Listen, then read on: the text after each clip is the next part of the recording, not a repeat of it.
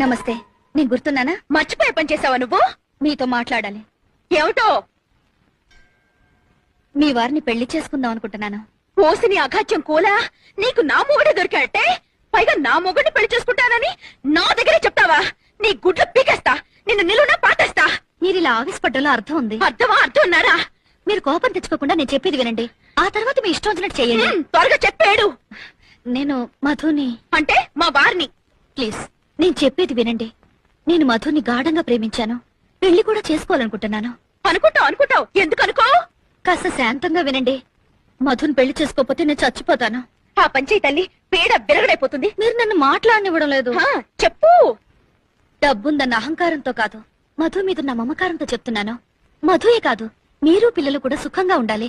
అందుకని మధుని పెళ్లి చేసుకోవడానికి మీరు అనుమతిస్తే మీకు ₹1,00,00,000 ఇస్తాను.